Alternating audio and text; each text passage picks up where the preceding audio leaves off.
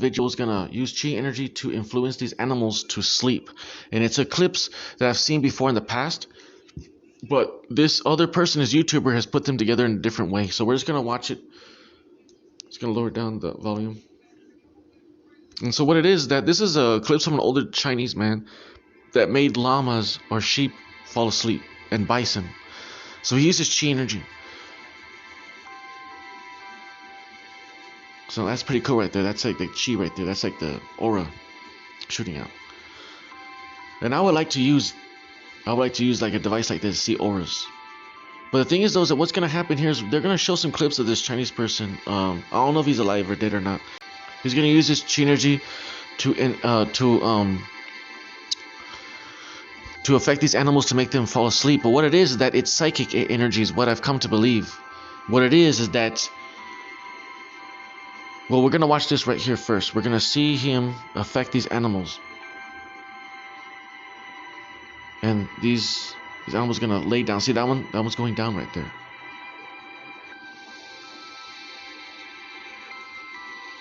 That one right there too. See what it is that what's going on is that he's using more of a psychic connection with the animals to allow them to lay down like that. And what it is that what it is that he has an implicit understanding of the animals. He has an intimate understanding of the animals, as though he respects them in a way, in a respectful manner, in terms of a human. That was gonna lay down right there too. And that he feels them, and that they exist within him, and he exists within them. The animals exist within him, and they exist within them. And so what he's gonna do is he's gonna make these bisons fall right here. See, that one's laying down right there. And so what that is, just it's chi energy. Chi energy is psychic, and psychic is chi. Telekinesis is chi energy, and all that. You know, it's all one thing. That one's gonna lay down right there too. And so what's going on here is more of a psychic thing, and how he's able to do it is that he allows the animals to live within him. He allows the animals to exist within him, to be one with him. And by doing that, without the animals knowing, the animals they allow him to live within them. And so that creates a psychic connection, an implicit psychic connection that allows to create a sense of influence on these animals. I have to lower it down a little bit. And so you're transferring very subtle suggestions, psychic suggestions to these animals. You're creating a quantum link, a spiritual link between you and the animal by acknowledging them deeply, implicitly within, allowing them to live within you, to come down to their level, to visualize yourself and like an animal, to visualize yourself walking on all fours, to eat the grass, to drink the water, to walk, to live day by day as an animal, to live as a specific animal would, whichever one you pick. And so by doing that, without the animal knowing, you're creating a psychic connection with the animal, and then by then you're able to influence the animal and send this emotional information to the animal, thoughts and emotions, to influence it and make them sleep.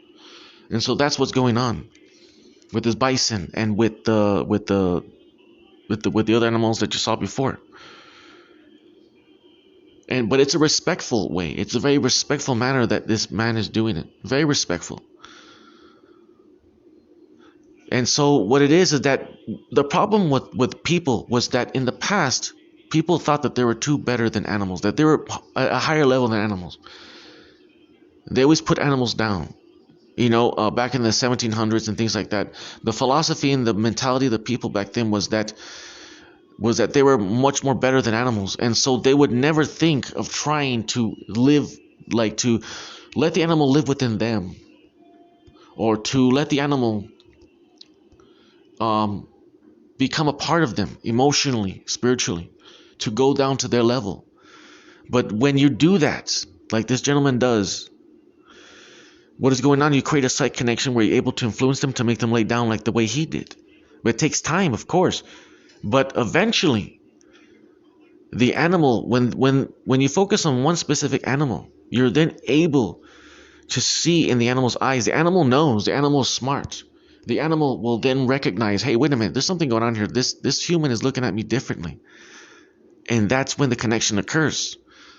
That's when the connection really occurs. So it takes time, but it really is a really impactful thing to do, and that's how you create a psychic connection, to be able to psychically be able to connect not only with animals but with people. That's how you do it too, is by through love and by allowing them to be in their shoes, to understand them, to respect them, and vice versa. The animal doesn't understand that cognitive understand the conceptualization of that.